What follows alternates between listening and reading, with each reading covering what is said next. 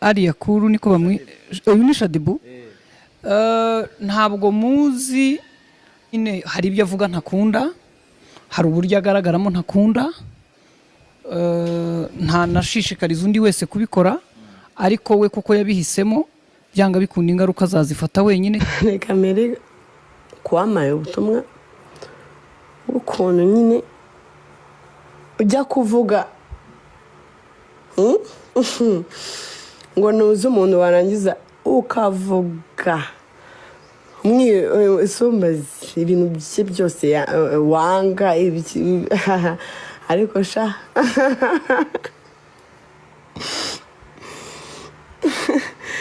ewana sha eka nse mbabwize ukuri, ariko hari ahantu umuntu akotora. Ni gute umuntu yifata akavuga ati uyu muntu simuzi, and then akaba victim, and then akanamushira hasi. Umuntu w'umumama nemera agaca ngiye cyokora nzanamubwira uzamubona uwo ari we wese, namwubahaga bitewe n'akazi kiwe, nkanakubaha nk'umuntu w'umubyeyi ukuze ujijutse, ariko ahantu afata igitsina gore kigenzi kiwe akagishira hasi, hari ahantu hariya yakotoye akabije pe. Niyihanga umukecuru ngo bitewe ego komana umukecuru nimba mutinye nare nge naninya kubera ko narayirangije.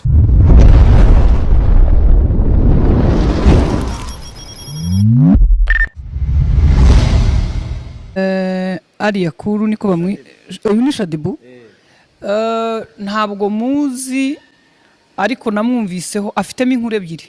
Ni victim, icya kabiri ajyanye n'ibigezweho. Ntabwo ndi bumuvugeho ibirenze, gusa nyine hari ibyo avuga ntakunda, hari uburyo agaragaramo ntakunda,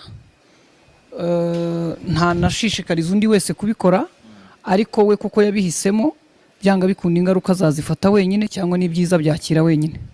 Babare mu sharing inonuze live umuntu witwa inde umumama mugenzi wanjye Scovia watanze ubutumwa, ngomba nanjye ngomba kumubwira ko ubutumwa bwangezeho.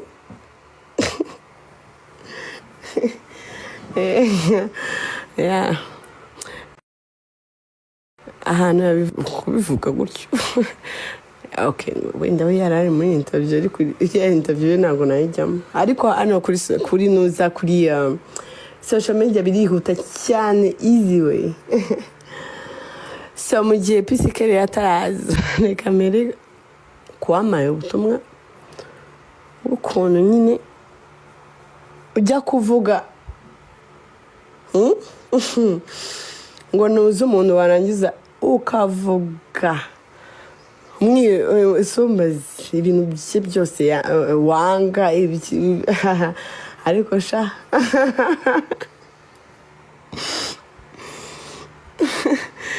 ewana sha eka nse mbabwize ukuri,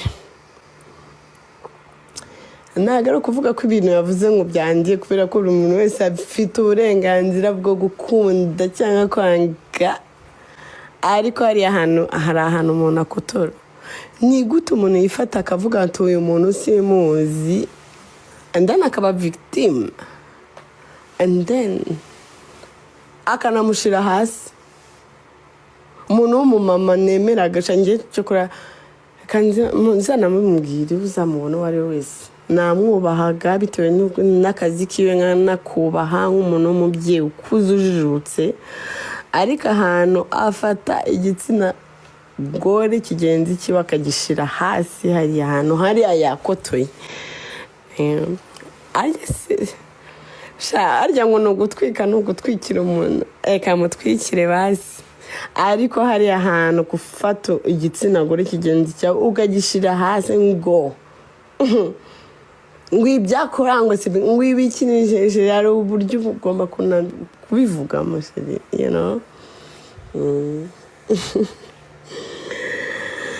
Hariya ntumiwe, nimba utazi umuntu kubera icyo ugiye kuvuga ariya magambo yose, buriya byari ngombwa, buriya ntabwo hariya byari ngombwa. hari ukuntu wanabigumana ukazabimbwira turi babiri twenyine ariko hariya mva ngo baravugisha ukuri nanjye hano uzi ukuntu nzi kuvugisha ukuri ariko hariya mva yaraburije kujya muri entertainment ntabwo ari kuriya bigenda abahanzi bose nta muhanzi n'umwe hari ukuntu tu no ntabwo biri right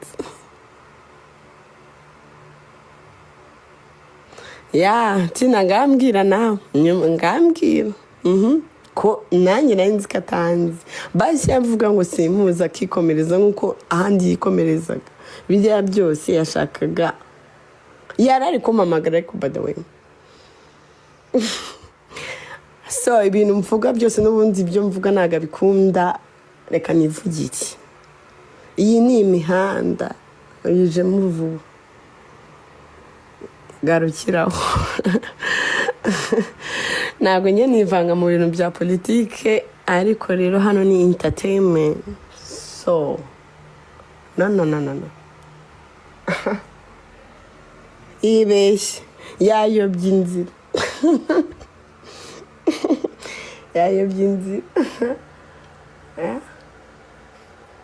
tugomba kubahana tugaca bugufi ariko nta mpamvu yo kwinjirira umuntu just like that ko nanjye ntabwo nyamwinjirira cyangwa se sinigeze mwinjirira ariko kuza akavuga amagambo nk'ariya nta na kimwe pe usibye kumucishamo ijisho good morning nta muntu ujya umbabaza sheri iyo nababaye ntabwo njya mvuga se mu gihe rero ndi kuvuga ni ukuvuga ngo ntabwo mbabaye ahubwo nuko mashaka kubabwira tu nanjye ntumbyukireho wagize imana nuko nararyama ngo mbyukire ibumoso akoresha muri abasikama buriya umuntu abyukiye iburyo mbyukire ibumoso mu buzima muri abasikama koko mano arakabije pe niyihanga ngo umukecuru ngo bitewe koko mana umukecuru ni wowe nimba utashobora kureba umwana w'imyaka 22 ukatangira kumwita umukecuru ntabwo ari izina ribi ariko rero mbabara ndakwigenza ntukampasa ahantu harehare cyane ntabwo hariya ndahagera nubwo rwose navumbutse nkaba muremure ariko ntabwo bivuze ko hariya ndahagera bo afite 19 bajya bimbwira ariko nujuje 22 ariko nyine abantu bajya bamara 18 19 nk'ibyo nyine ariko buriya ni konsa ariko nujuje imyaka 22 mbabona ikibazo cyanjye 22 ans oui shana naho hari indirimbo yitwa 22 mwese ndayibatuye bara mva bari babizi ko ngiye kuyigeramo ameze gute mukobwa mwiza shameze neza pe shameze neza mbego bwiza muri kubona cyo kora kanze mbwi iyi foto imviri kubacishamo ijisho ni mwipatagura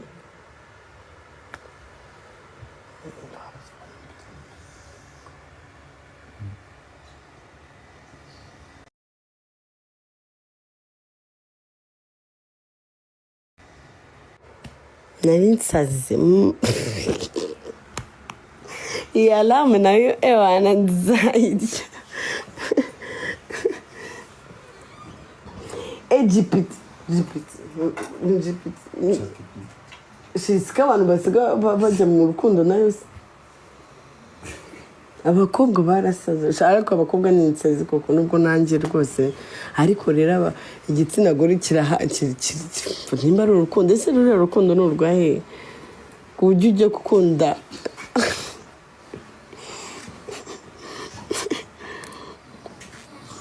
22 se imfura yawe ifite 18 no imfura yanjye ifite izuzuza 13 kandi umva ibyo ntabwo bikureba utangiye kwinjira muri business zitakureba ibyo se bikureba hiki by'umwana wanjye utangiye kubara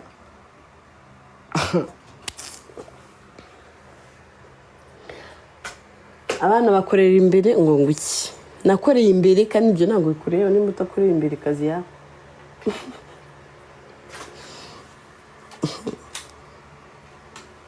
I love you too, chérie. Ngaho rero mubyuke ababetse kanze abundi basakuriza kanze mbakubitamo ikigoma sha mubyuke n'ubu nta kintu mwagize mwari ikintu mwisana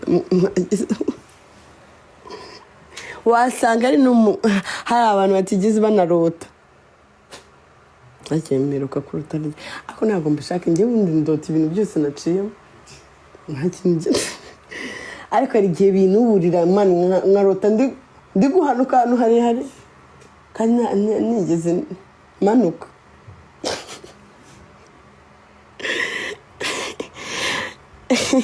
ariko ikintu nuko nirirwa ndwana n'intare nkazica umunwa nabaye Samson n'umugore nimba mutinya intare njye naninya kubera ko narayirangije mu nzozi ese wagiye ubwira neza abakiriya abahe bakiriya ninde wababwiye ko hano ndi gucuruza ndabigenza abakiriya kandi biriya bintu ntihaye ngo abakiriya ngo nabamishe ngiye kanza muri umukiriya wanjye umva ugomba kumfata ahubwo ari ngewe nk'umwamikazi kubera ko niwe uba ushaka icyo mfite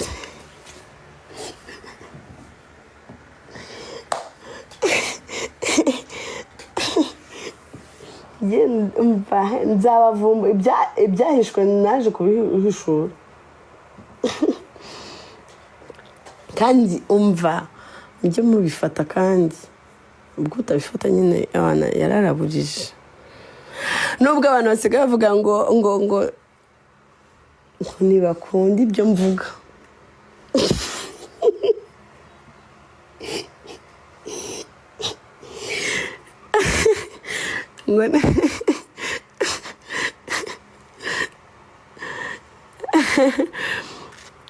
ishyari n'ishyano barakura ngo ntabwo wakunda ibintu mvuga reka nze mbabwire nzavuga umunwa ntabwo niyo nabikiragi sinashaka uburyo mbivugamo kubera ko hari umuhanzi navuye w'ikiragire reka nze mbabwire mumbabarize nzavuga nzarekera napfuye kandi ntabwo mfite gahunda yo gupfa vuba vuba mubyumve mubyiteho n'abafite n'uwo mushinga ntabwo uzacamo barabuye biriya by'abantu bavumbura mugahita mubacishije ngewe rero squata naje nje kazi yako nimushake mu nyumve nzakizwa ryari mwebwe mwakijijwe muri gukora iki kuri TikTok mukizwe mwenyine kuko ni mwebwe mufite ikibazo ubuse ndakizwe kuti kandi nta kibazo njye nifitiye ngo nzakizwa ryari nzakizwa se ndwaye iki mwebwe mukizwe kubera ko ni mwebwe mufite ibibazo njye munyihoride njye nta kibazo mfite njye naje ndi kuvumbura reka nkubwire ikintu kimwe urumva ntabwo uri ya mpano urashoboye ibyo ngibyo ni ibintu ni kama kawaida urashoboye pe biranagaragara ariko ikibazo cy'aba upcoming sibyo hari abantu batekereza ko platform zacu zidafashije abantu se bazamuka zabazimaze iki ariko the problem umwana asohora indirimbo amara gusohora indirimbo akumva ko they are there people must bakamushaka ntabwo ariko bimeze kankubaze abahanzi bari haranze bangana bati sinakubonye kwa Alisudi sinabonye ufite ikiganiro na Alisudi tugifitanye ejo mugifitanye ejo Exactly. Mugomba ku understandinga ko ubu ngubu ntabwo media ubu ngubu dufite icyo bita citizen journalism. By the way, which is better, niyo mpamvu ugenda ugasanga inkuru nakoze igihe cyayifashe ikifatiraho reference kwa Godfather baragiye barayikoze. Bagakora inkuru sinzi biri kubyumva. Citizen journalism ntekereza ko ubu ngubu bisigaye rafite power no kurusha ibyo binyamakuru. Kuko amakuru tuyabona direct tukayavana kuri tele bitandukanye na televiziyo Rwanda itegereza amakuru amaze amasaha 24 cyangwa icyumweru. Twe dukora amakuru ari fresh. So the thing is, we know tuba tubazi my friend. Ariko the way urazukanyandikira rimwe nta gusubiza ugahita wumva ngo Godfather is not there for support. Ariko bro, impano zanyu tuba tuzibona kandi we ready to supporting mu buryo bumwe cyangwa ubundi. Ariko uza gusanga no kuba supporting ari ibintu bitoroshye ntimuduhereza umwanya. Iyo maze kubyimba amapine mutangira kutubyimbana nicyo kibazo. Ngaho yampa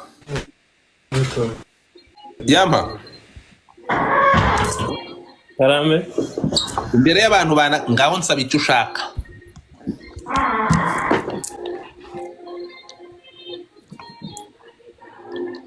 Nsaba icyo ushaka nonaha.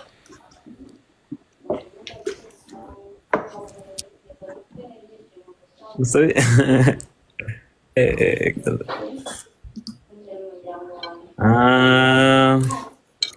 And I'm serious. Bashamori serious.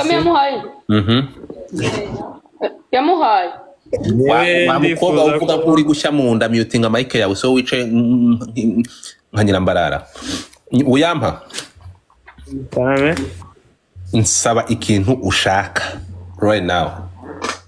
Njyewe ndifuza ko wajya umfasha kugeza indirimbo zanjye ku bantu benshi ndetse no mu buryo bwo kuzikoramo ukampa ibitekerezo nyine bikagenda neza. Siri kubyumva?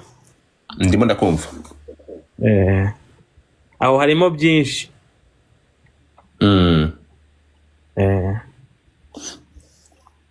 Uri umuhanga ufite n'ubwenge usabye neza. Imbere y'abantu 80 ndabikwemereye. Urakoze cyane. Urumva duheho akapera. Ibintu nsabye abo turi kumwe n'abanga abantu hafi 90 ndabasaba ko iki cyifuzo kibi cyanjye nabo. Bamwita King Charles dutema agapera ariko wigire hirya. Ngira hirya. Dutema akapera. Kabera herutse kumbuzayo mabara sinajyaga numva ko nanjye byambaho nkayaga ndi kwikubita umutwe uri kundya ni mu mamazi ndi kwibabaza nabazuka yanze ni mu mamazi ndi kubarabura mu mutwe iyo byanze baguha amazi ni kabucura abiwabo bagakunda kubi ni kabucura abiwabo bagafuhira bubi ibyo umubwira byose ntaribi ibyo umubitsa byose ntabivuga yabigize ibyizerwa ankura mu bwibone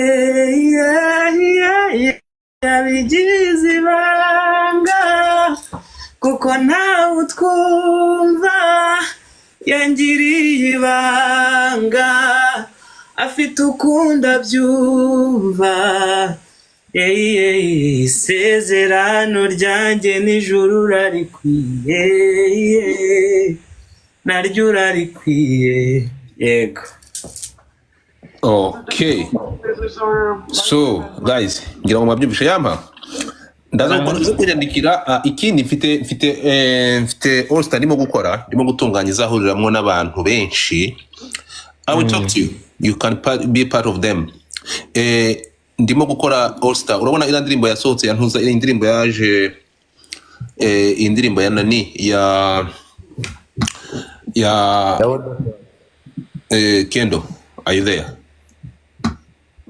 Yeah, ndahari. yasobanurira uyu mujene kuko ndashaka kugira ngo Niyo Dekatisi. reka oya imwe ya Odapas yitwa irimo ba Ato ba ndimo gukora indirimbo nk'iburetse gato